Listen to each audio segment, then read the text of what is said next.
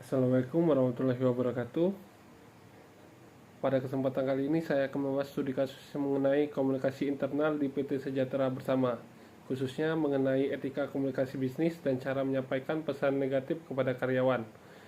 Komunikasi merupakan salah satu faktor terpenting dalam sebuah organisasi. Baik buruknya komunikasi antara pimpinan dan karyawan sangat mempengaruhi produktivitas kerja. Komunikasi antara pemimpin dan karyawan akan sangat mempengaruhi produktivitas kerja, hubungan antar pegawai, hingga keberhasilan perusahaan dalam mencapai tujuannya. Seorang pemimpin tidak hanya dituntut mampu memberikan instruksi, tetapi juga harus mampu menyampaikan pesan dengan cara tepat, sopan, dan memotivasi. Dalam studi kasus ini diceritakan bahwa PT Sejahtera Bersama mengalami penurunan produktivitas selama 2 bulan terakhir. Mengetahui kondisi tersebut, manajer produksi yaitu Bapak Dimas mengirimkan email kepada seluruh staf produksi dengan isi sebagai berikut. Saya kecewa dengan kinerja kalian belakangan ini. Angka produksi terus menurun dan sepertinya tidak ada yang peduli dengan hasil kerja. Jika kondisi ini terus berlanjut, akan ada tindakan tegas. Saya minta semua segera introspeksi dan perbaiki kerja kalian. Setelah email tersebut diterima, banyak karyawan merasa tersinggung, tidak dihargai. Bahkan beberapa di antaranya mulai mempertimbangkan untuk mencari pekerjaan di tempat lain. Melihat dampak tersebut, pihak HRD kemudian mengadakan pelatihan mengenai etika komunikasi bisnis, terutama dalam menyampaikan pesan negatif. Selanjutnya saya akan menjawab pertanyaan berdasarkan studi kasus tersebut. Pertanyaan pertama yaitu identifikasi pendekatan penulisan pesan yang digunakan oleh Bapak Dimas dan kelemahannya. Menurut saya, pendekatan yang digunakan oleh Bapak Dimas adalah pendekatan langsung atau direct approach. Pendekatan langsung adalah cara menyampaikan pesan dengan langsung menuju inti permasalahan tanpa memberikan pendahuluan, penjelasan, maupun alasan terlebih dahulu. Pendekatan ini memang cocok digunakan apabila pesannya bersifat positif atau rutin. Misalnya memberikan informasi jadwal rapat, pembagian tugas, atau pemberitahuan kegiatan perusahaan. Namun, ketika digunakan untuk menyampaikan pesan yang bernada negatif, pendekatan ini seringkali menimbulkan masalah karena penerima pesan belum siap secara emosional. Dalam email tersebut, Bapak Dimas langsung membuka pesan dengan kalimat "Saya kecewa dengan kinerja kalian belakangan ini." Kalimat ini langsung memberikan penilaian negatif terhadap seluruh staf produksi. Setelah ini, beliau menyatakan bahwa tidak ada yang peduli terhadap hasil kerja, kemudian menutup email dengan ancaman akan memberikan tindakan tegas apabila kondisi tidak berubah. Cara penyampaian seperti ini memiliki beberapa kelemahan. Pertama, bahasa yang digunakan terkesan menyalahkan seluruh karyawan tanpa melihat penyebab sebenarnya dari penurunan produktivitas. Padahal penurunan hasil produksi dipengaruhi oleh banyak faktor, seperti kerusakan mesin, kurangnya bahan baku, target produksi yang terlalu tinggi, masalah koordinasi atau bahkan kondisi kesehatan para pekerja. Kedua, email tersebut tidak memberikan penjelasan mengenai data atau fakta yang mendukung pernyataan tersebut. Karyawan hanya menerima kritik tanpa mengetahui secara jelas apa penyebab penurunan produksi dan bagian mana yang harus diperbaiki. Ketiga, penggunaan kalimat seperti "tidak ada yang peduli" merupakan bentuk generalisasi yang dapat menimbulkan rasa tidak adil. Mungkin saja masih banyak karyawan yang bekerja dengan baik, tetapi mereka ikut merasa disalahkan. Keempat, adanya ancaman tindakan tegas tanpa menawarkan solusi membuat karyawan lebih fokus pada rasa takut daripada mencari jalan keluar. Kelima, pendekatan tersebut dapat menurunkan motivasi kerja. Ketika seseorang merasa tidak dihargai, biasanya semangat kerjanya menurun dan loyalitas terhadap perusahaan juga berkurang. Dampak yang terlihat dalam studi kasus membuktikan hal tersebut. Beberapa karyawan mengeluh, merasa tersudut, bahkan mulai mencari pekerjaan baru. Artinya komunikasi yang kurang tepat justru memperburuk keadaan. Pertanyaan kedua, dua pendekatan alternatif yang lebih tepat. Pendekatan pertama adalah pendekatan tidak langsung atau indirect approach. Pendekatan ini sangat dianjurkan ketika menyampaikan kabar buruk atau kritik kepada karyawan. Langkah pertama adalah memberikan pembukaan yang positif atau netral. Setelah itu menjelaskan fakta dan alasan mengapa masalah tersebut perlu dibahas. Kemudian baru menyampaikan inti pesan secara sopan dan profesional.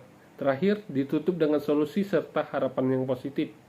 Sebagai contoh, manajer dapat membuka email yang mengucapkan terima kasih atas kerja keras seluruh tim Setelah itu menjelaskan bahwa berdasarkan evaluasi 2 bulan terakhir, terdapat penurunan produktivitas yang perlu diperbaiki bersama. Dengan demikian, karyawan akan lebih mudah menerima kritik karena mereka memahami latar belakang permasalahannya. Pendekatan kedua adalah pendekatan persuasif. Pendekatan persuasif bertujuan mengajak, bukan menyalahkan.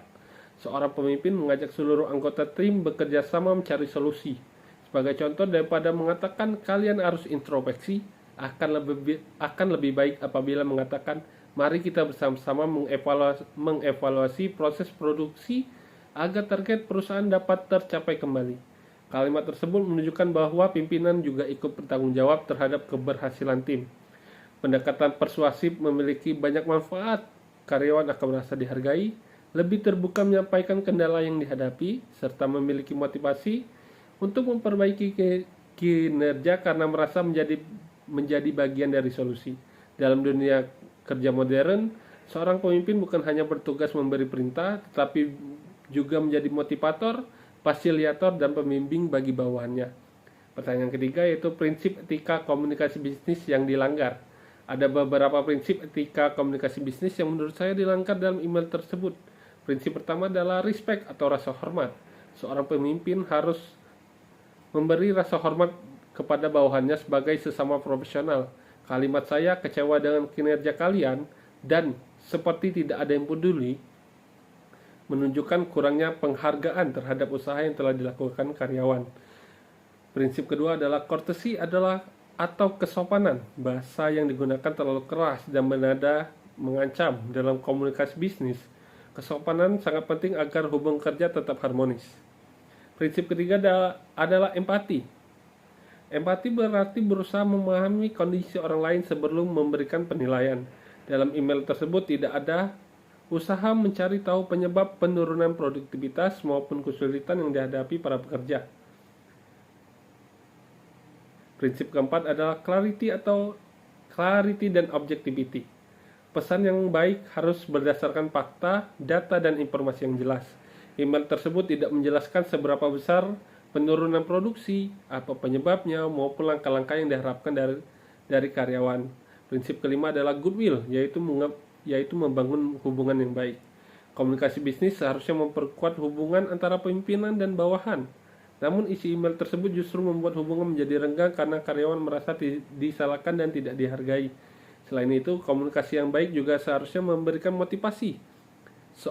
Seseorang pemimpin yang baik mampu menyampaikan kritik dengan cara yang tetap menjaga harga diri karyawannya. Pertanyaan keempat, apa revisi email yang lebih profesional? Apabila saya menjadi manajer produksi, maka isi email tersebut akan saya ubah menjadi seperti berikut. Kepada seluruh staf produksi, terima kasih atas dedikasi dan kerja keras yang telah diberikan selama ini. Berdasarkan hasil evaluasi selama 2 bulan terakhir, kita mengalami penurunan produktivitas yang perlu menjadi bagi perhatian bersama. Saya memahami bahwa dalam proses produksi mungkin terdapat berbagai kendala yang memengaruhi pencapaian target. Oleh karena itu, saya mengajak seluruh tim untuk bersama-sama mengevaluasi proses kerja dan mencari solusi terbaik agar produktivitas dapat meningkat kembali. Apabila terdapat hambatan dalam pekerjaan, baik terkait peralatan, bahan baku, maupun proses kerja, silakan disampaikan kepada atasan masing-masing agar dapat segera ditindaklanjuti. Saya percaya bahwa dengan komunikasi yang baik, kerjasama yang solid, serta komitmen seluruh tim, kita dapat mengembalikan bahkan meningkatkan hasil produksi perusahaan. Terima kasih atas perhatian, kerjasama, dan dedikasi seluruh staf. Menurut saya, revisi tersebut jauh lebih baik karena tetap menyampaikan adanya masalah, tetapi dilakukan dengan bahasa yang sopan, menghargai karyawan, tidak menyalahkan, serta memberikan kesempatan kepada seluruh tim untuk bersama-sama mencari solusi.